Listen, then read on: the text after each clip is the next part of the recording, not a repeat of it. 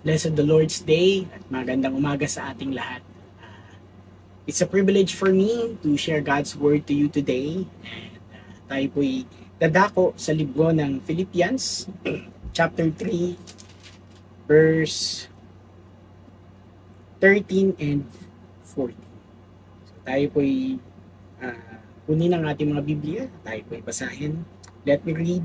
Brothers, I do not consider that I have it my own.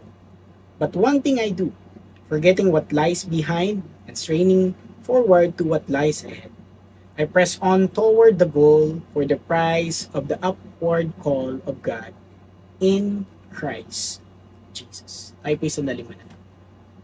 Dear Heavenly Father, we praise and thank you for this passage that you have given us. May you bless us with wisdom and knowledge from you upang aming itong maintindihan at aming ito'y maisabuhay, Panginoon. At gabayan niyo po kami sa aming mga pag-aaralan. Sa iyo lamang po namin binibigay lahat ng kapurihan. In Jesus' name we pray. Amen. Itong chapter 3 ay napakahalaga nating mabasa at matignan. Dahil dito sa ating passage, makikita natin, sabi ni Paul, brothers, do not consider that I have it my own. So ano ba yung kanya? Ano ba yung meron siya?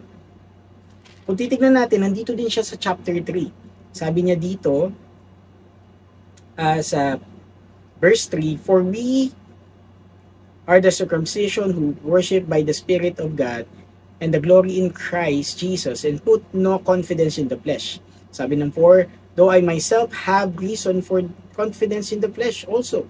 If anyone else thinks he has the reason for confidence in the flesh, I have more. Sabi, circumcised on the 8th day of the people of Israel, of the tribe of Benjamin, a Hebrew of Hebrews, as to the law, a Pharisee, as to zeal, a persecutor of the church, as to righteousness under the law, blameless. Whatever I gain I had, I counted as loss for the sake of Christ. Makita natin that Paul lived a life following the law. May binigay sa kanila. Pero nakita niya na hindi pala yon ang victory, kundi ang kanyang pananampalataya sa ating Panginoong Jesucristo. Kaya sinasabi niya dito, I do not consider I have it made my own, or I do not consider that I have made it my own. But one thing I do, forgetting what lies behind. Ano ba yung nangyari sa kanya na nakaraan? So again, yung kanyang confidence to follow the law, hindi siya lumalabag dito. Marami siyang victory na akala niya victorious siya sa kanyang mga nakaraan. Ngunit makikita natin nung nakilala niya ang Panginoon, all His ways. Hindi pala yon. Sabi, I have counted loss. I counted it loss. Sabi, hindi pala yun yung tunay na victory. Kundi ang victory ay ang pagiging mananampalataya niya sa ating Panginoong Jesucristo. Kaya sabi niya, I press on toward the goal for the prize of the upward call of God in Christ Jesus. Sabi pa ng people, let those of us who are mature think this way. And if in anything you think otherwise, God will reveal that also to you. Only let us hold true to what we have obtained. Pinaka-goal natin ay ang ating Panginoong Jesucristo. In everything that we do, that's the goal. Ang problema sa atin, karamihan sa atin, we only live in the past. Namumuhay lang tayo sa nakaraan.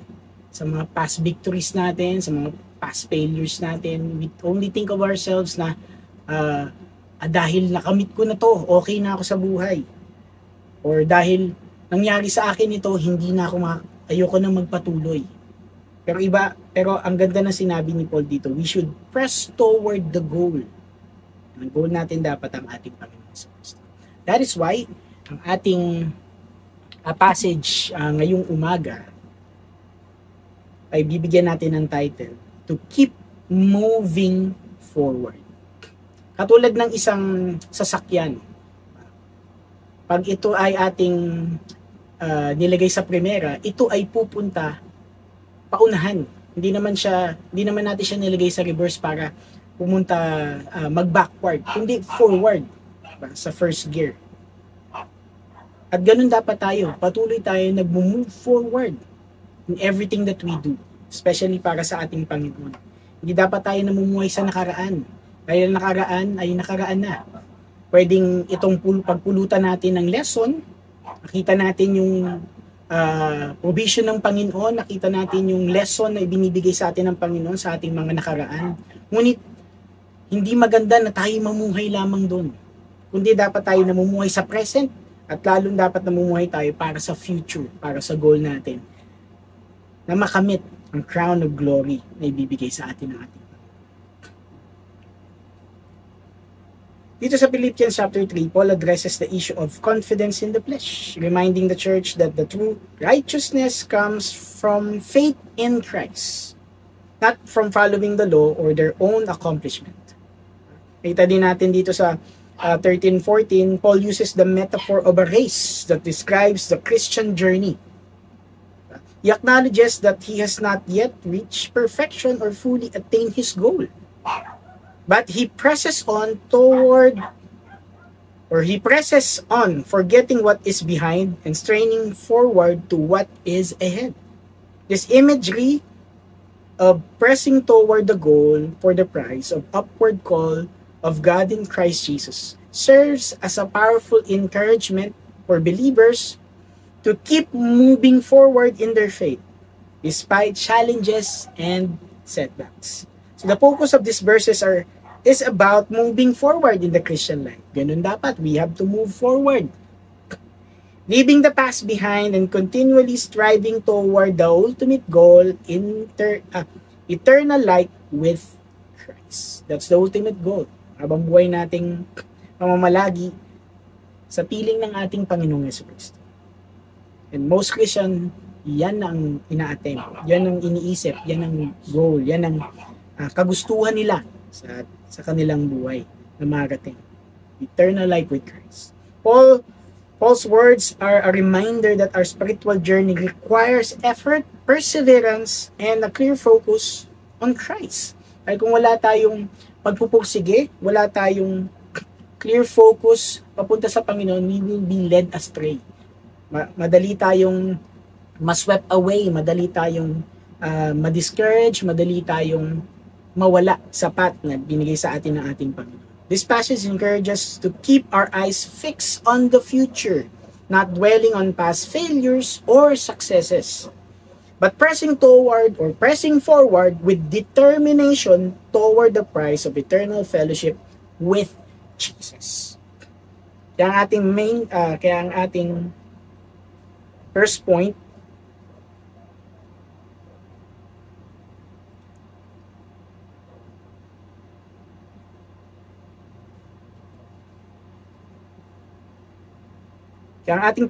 ay let go of the past. Napaka-importante, we should let go of the past. Paul begins by acknowledging that he hasn't yet reached perfection he seeks. But he emphasizes the importance of letting go of the past.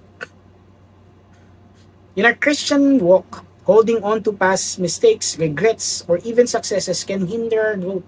Kita naman natin na ipinakita o sinabi ni Paul na he was successful in following the law.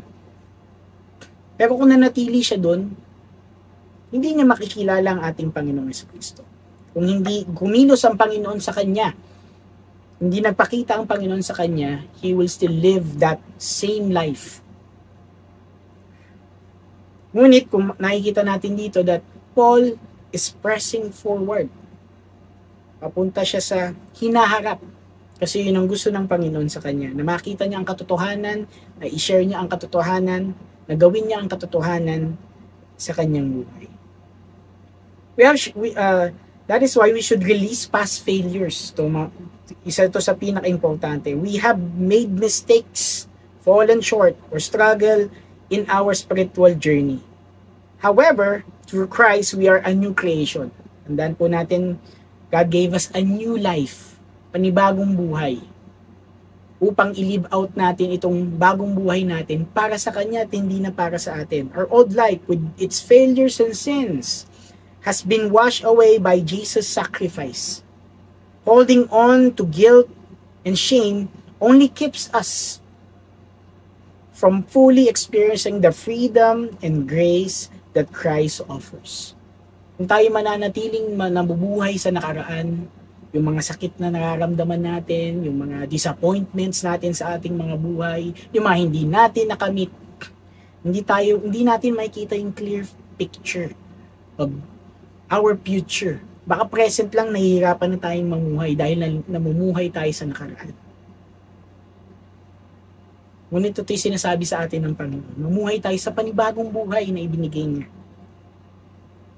Yung kanyang forgiveness, yung kanyang mercy, yung kanyang grace, yung kanyang love sa atin. We should daily experience it. We should daily live it. Kasi yun din ang ibibigay niya sa atin sa hinaharap. Paul himself has had a past he wasn't proud of. Ano yun? Ano ba yung hindi siya proud? That was persecuting Christians. Siya mismo nagtuturo. Siya mismo ang naghahanap ng mga Kristiyano upang patayin ng mga Roman guards. Hindi siya proud. Ngunit kahit na ganun siya, kung ganun ang kanyang nakaraan, patuloy siyang naglingkod sa ating Panginoon. Nakilala niya ng totoo at nakilala niya lubos ang ating Panginoon Kristo. He learned to release it and move forward in the grace of God. Napaka-importante that our past should not define us. We should not live in the past. We should live in the present and in the future that God offers us. Napakaganda ng ibinibigay sa atin ng ating Panginoon. We should live in it. Tayo mamuhay doon. Next is forget past successes. Minsan ito ang madalas na problema natin. Na porket naging success na tayo in the past, kahit na we have been used by the Lord in the past mightily, yun na lang ang ating laging reminisce. Pwede naman natin talagang isipin yun, pwede natin kuhanan ng lesson yun. Ngunit kung mananatili lang tayo doon at hindi na tayo kikilo sa present at sa future, anong mangyayari sa ating buhay bilang mananampalataya? Past achievements in our Christian walk are important, but we can't rest on them. God is always calling us to grow and stretch further. Pagiging mananampalataya is a daily process, it's a daily growth. Sa salita niya, we mature day in and day out. We mature every single day. Pero kung mananatili tayo sa mga victories natin in the past, paano tayo mag-grow? Sabi na Isaiah 43:18-19 tells us that God is always doing new things in our life. If we hold on to past victories, we may become complacent and miss the new opportunities for growth and service that God places before us. The Christian life is not static. It's always moving forward. Tandaan natin, the Christian life is not static. It's always moving forward. Focus on today's opportunity. Again, forget the past failures, forget past successes, but focus on today's opportunity. We're called to live each day faithfully in the opportunity God gives us. Jesus instructs us not to worry about tomorrow, but instead be present in the moment, trusting God for each day. By focusing on the opportunities and challenges of today, we can live in a way that honors God and moves us forward in our spiritual journey. Focus today's opportunity. That's very important. Because if you live only in the past, you will not see, you will be blinded of the opportunities of the growth that can happen to your life in the present and in the future. Next, point natin is strain toward what lies ahead. Paul uses Paul uses language that suggests exhaustion and effort, straining, pressing forward. This emphasizes that the Christian life requires active pursuit, not active living, or not passive living. I mean, again, active pursuit, not passive living. That is why we need to pursue spiritual growth. In 2 Peter 3:18, we are called to grow in the grace of the knowledge of our Lord and Savior Jesus Christ. This growth does not happen automatically. And we know it. Kahit try mong wag magbasa ng Biblia, try mong wag magdasal, try mong wag makipellowship, mag-grow ka ba in your spiritual yung spiritual life mo, yung Christian life mo, mag-grow ka ba kung hindi ka mag-pursue, kung hindi mo aaralin ng salita ng Panginoon, hindi ka makikipag-communicate sa ating Panginoon sa pamamagitan ng panalangin, and you will not have fellowship with your co-believers? I think not. Mahihirapan. It requires discipline, effort, and a hunger for God's Word. Spiritual growth comes through studying the Scriptures. Napaka-importante na dapat inaaral natin ang salita ng Panginoon. In prayer and fellowship, and a commitment to live out our faith daily. Scripture, prayer, fellowship, isa sa pinaka-importante, and a commitment to live out our faith daily. Minsan ito ang nagkukulang sa atin. We study the Scripture, we pray, we fellowship, but we are not committed to live out our faith daily. Parang sinasarili lang natin yung ating naaaral. We should live it out, that people may see, that the people will know who Christ is through our lives, that they will give glory to the Lord because of our lives. As Paul was training forward in his pursuit of knowing Christ more, we are called to make spiritual growth a priority in our lives. Next is to persevere through challenges. Napaka-importante that the Christian journey is not without its struggles. Ngayon pa lang, kapatid, alam ko, baka may pinagdadaanan ka ngayon, you are experiencing challenges or struggles. Know that hindi lang ikaw. All of us face trials and problems each and every day. Again, the Christian journey is not without its struggles. Actually, we are guaranteed trials and difficulties. Pero sabi ng James chapter 1 verse 12, it encourages us to remain steadfast through them. God uses trials to shape and refine us.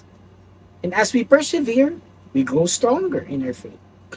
Like a runner pushing through fatigue in a race, we must keep moving forward, knowing that God is with us and will provide the strength we need.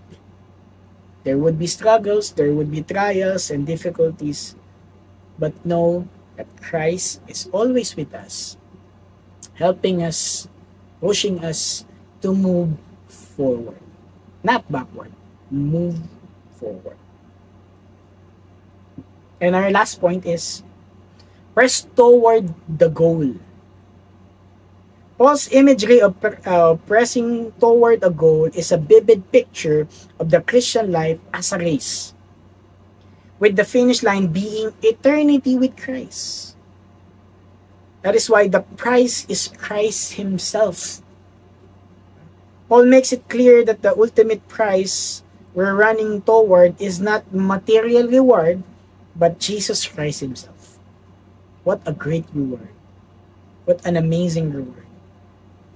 In 1 Corinthians 9:24-25, Paul compares our race to that of an athlete who runs to win a prize. The athlete competes and strives for the reward, the imperishable crown, eternal life with Jesus. The prize is not just heaven, but a deep, personal, eternal relationship with Christ. We should be reminded always that what we are doing is important. And what we are doing has a reward. And that reward is Christ Himself. Kasi walang talo tayo. Hindi tayo matatalo. Yung mga pinaggagawa natin sa ating mga buhay for His glory, reading His Word, studying it, meditating it day and night, teaching other people of Christ's love, grace, and mercy, pagdi-disciple natin, pag-help natin sa mga nangangailangan, it has a price. And it's Christ Himself. God's call is upward and holy. In Ephesians chapter 3 verse 14, Paul speaks of the upward call of God, which refers to God calling us to live in His presence or in His presence eternally. 1 Thessalonians 2 chapter 2 verse 12 reminds us that God calls us to live a life worthy of His kingdom and glory. This upward call requires us to live a holy life with a purpose, reflecting Christ in every area of our lives. Our call is not just about salvation, but about sanctification, becoming more like Christ in character and action. I know some of us are having difficulties with this, but let's be reminded that Christ is in us, the Holy Spirit is in us, and can empower us, equip us to do these impossible things kung sa ating mga kaisipan lamang. These two are achievable. Pero we have to keep moving forward. We have to strive for the goal. We have to press toward the goal each and every day. And one day we will achieve this. Press on with determination and faith. Hebrews chapter 12 verse 1 urge us to run with endurance the race that is set before us. The race of faith is long and requires perseverance. A runner, bago siya tumakbo sa Olympics man ito o palagong pambansa, magte-training pa yan ng so many hours. Talagang isa-surpass niya lahat ng limit niya. Endurance, strength. Kasi may goal siya to be number 1. Na manalo sa race. Tayo bilang mga anak ng Diyos, we also need to press on with determination and faith. Dapat nagpapagal tayo, dapat nagsisikap tayo sa ating pananampalataya. We work out, not work for, work out our own salvation, work out our faith sa ating Panginoon. How can we work it out? By meditating God's Word, by praying, by having fellowship, and by living out the faith that we have. We are called to press on, not because the road is easy, but because the reward is worth it. And again, the reward, Christ Himself. We fix our eyes on Jesus, the author and perfecter of our faith, trusting that He will guide us to the finish line. Paul's example of pressing toward the goal is a reminder to stay determined, keep the faith, and never give up. That's why in our conclusion, each of these points helps us to see that the Christian life is one of forward motion. Again, the Christian life is one of forward motion. We are called to live behind the weight of the past, strain toward what God has ahead, and press on with perseverance toward the ultimate goal of being with Christ.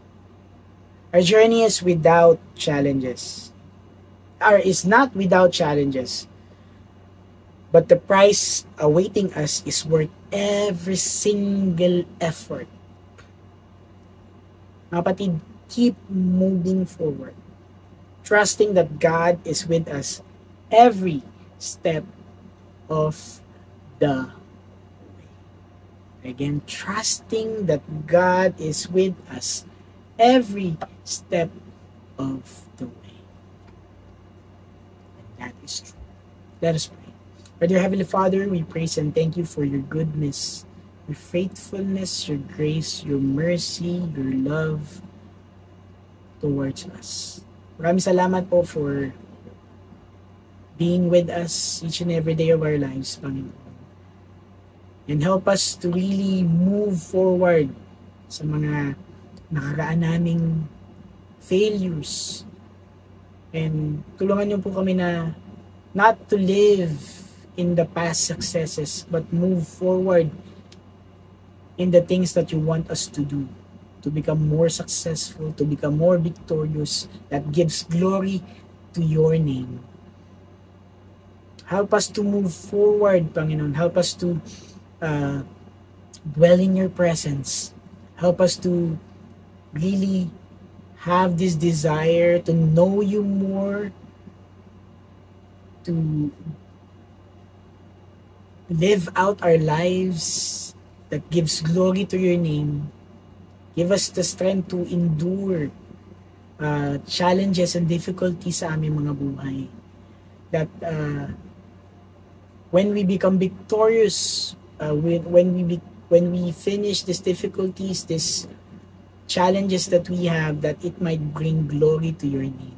Tulungan niyo po kami na mas lalo pang magpagamit, Panginoon, sa inyo to express the love that you have given us, to forgive others who have sinned against us.